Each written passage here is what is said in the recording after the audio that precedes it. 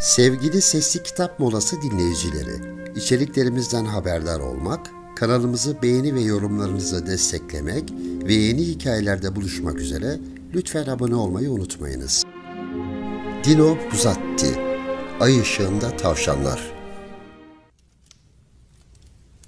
Bahçede ay ve gün ağarır ağarmaz postallarımızı giyip çiftemizi omuzlayarak ava gittiğimiz çok gerilerde kalmış kimi sabahları, o sabahlar oldu mu hiç? Çağrıştıran ot, bitki kokusu var.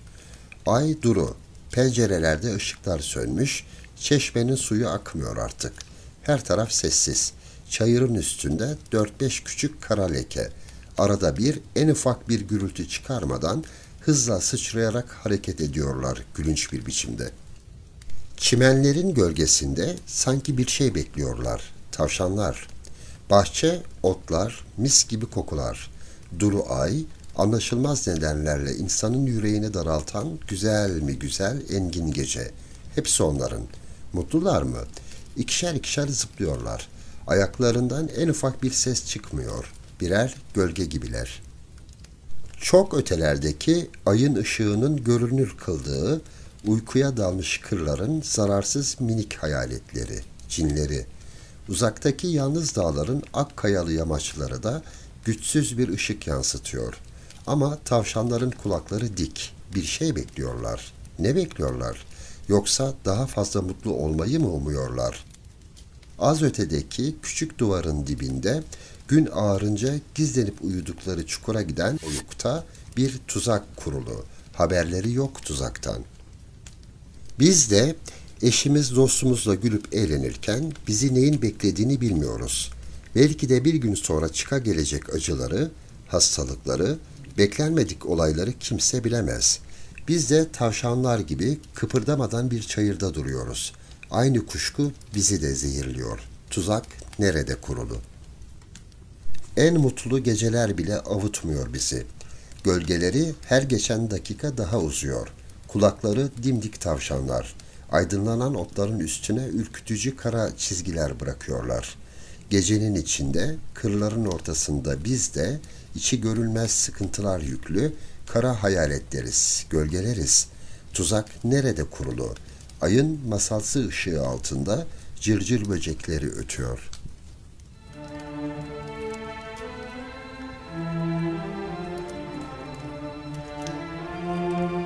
Dino Buzzati, Büyük Otelin Koridoru. Tuvalete gitme gereksinimi duyduğumda oteldeki odama geç saatte dönmüş, yarı soyulmuştum. Odam sonu gelmeyen, az aydınlatılmış bir koridorun neredeyse dibindeydi.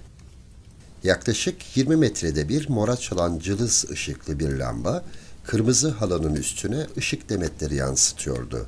Tam ortada, bu lambalardan birinin karşısında bir yanda merdiven, bir yanda da tuvaletin camlı kapısı vardı. Üstüme bir sabahlık geçirip bomboş koridora çıktım. Neredeyse tuvalete vardığımda karşı yönden gelerek gölgeden sıyrılan, benim gibi sabahlıklı bir adamın karşısında buldum kendimi. Uzun boylu, iri yarı, 7. Edward sakallı biriydi. O da aynı yere mi gidiyordu? Böyle durumlarda olduğu gibi ikimiz de bir an bocaladık. Az kalsın çarpışıyorduk. Sonunda nedendir bilmem, onun gözleri önünde tuvalete girmeye utandım. Sanki başka bir yere gidiyormuş gibi yürümeyi sürdürdüm.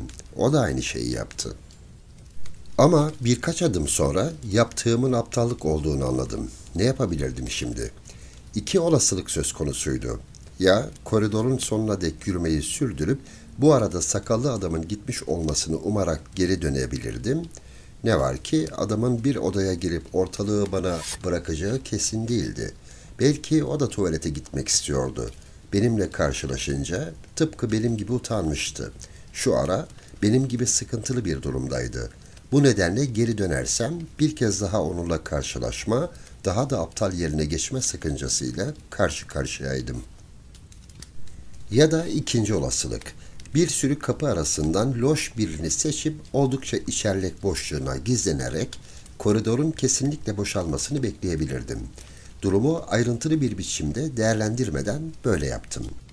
Ancak bu daracık boşluklardan birine 90 numaralı odanın kapısıydı. Hırsız gibi büzüldükten sonra kafamı toparladım.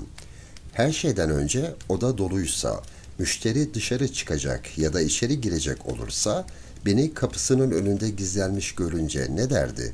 Daha da kötüsü bu odanın sakallı adamın odası olmadığı ne malumdu. Sakallı geri döndüğünde karşısında beni bulacaktı. Davranış biçimimi garipsemesi için özel bir kuşku duymasına gerek kalmayacaktı. Kısaca burada kalmak düşüncesizlikti. Yavaş yavaş başımı uzatıp koridoru kolaçan ettim. Bir baştan bir başa boştu. Ne bir gürültü, ne bir ayak sesi, ne yankılanan bir konuşma, ne de açılan bir kapının gıcırtısı duyuluyordu. Tam sırasıydı. Gizlendiğim yerden çıktım, rahat adımlarla odama doğru yürüdüm. Giderken bir ara tuvalete girelim diye düşünüyordum. Ama aynı anda belli ki benim gibi davranmış olan sakallı adamın dipteki kapılardan birinin belki de benim kapımın boşluğundan çıkıp kararlı bir biçimde bana doğru gelmekte olduğunu gördüm. Artık iş işten geçmişti. Yine gizlenemezdim. Sıkıntımız daha da artmış olarak ikinci kez tuvaletin önünde karşılaştık.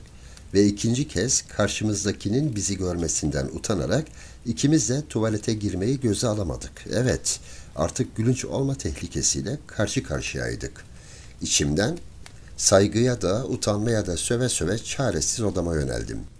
Odaya varınca kapıyı açmadan önce geriye dönüp baktım.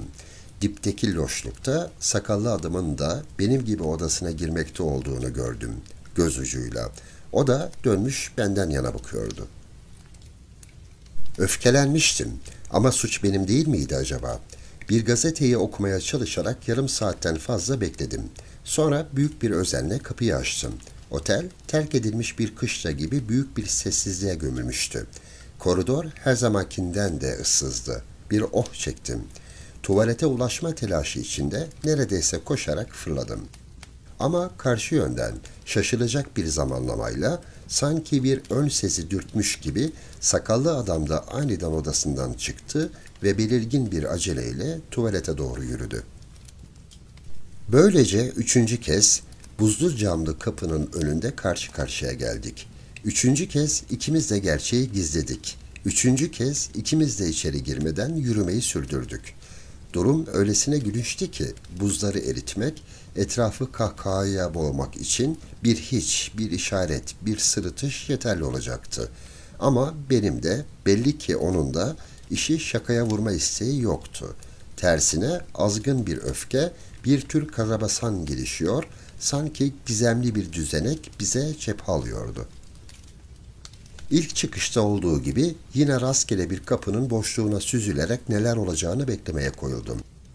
Sakıncaları sınırlamak için hiç kuşkusuz benim gibi koridorun öbür ucuna silmiş olan sakallının gizlendiği yerden daha önce çıkmasını beklemek doğru olacaktı şimdi. Onun iyice ilerlemesini bekleyip son anda ben de çıkacaktım ortaya.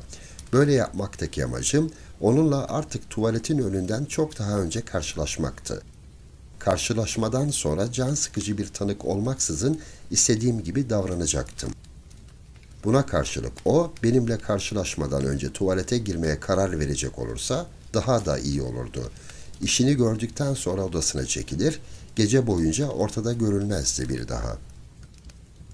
Gözümün birini kapının pervazından ucu ucuna çıkararak uzaklık nedeniyle sakallının da aynı şeyi yapıp yapmadığını göremiyordum. Uzun süre tetikte bekledim. Ayakta durmaktan yorulunca bir ara dizlerimin üstüne çöktüm ama gözetlemeyi sürdürüyordum hep. Ne var ki adam çıkmaya karar veremiyordu bir türlü. Oysa hep karşıdaydı, gizleniyordu. Benimle benzer koşullar içindeydi. Saatin 2.30'u, 3'ü, 3.15'i, 3.30'u çaldığını duydum. Artık dayanamıyordum. Sonunda uykuya dalmışım. Kemiklerim sızlayarak uyandığımda saat sabahın 6'sı olmuştu. O an hiçbir şey anımsayamadım. Ne olmuştu? Burada yerde ne işim vardı? Sonra yüzlerce ve yüzlerce kapının girintisine büzülmüş uyuyan, benim gibi sabahlıklı ötekileri gördüm. Kimi diz çökmüştü, kimi döşemeye oturmuştu, kimi katırlar gibi ayakta uyukluyordu. Bir savaş gecesi ertesindeki gibi solgun, bitkindiler.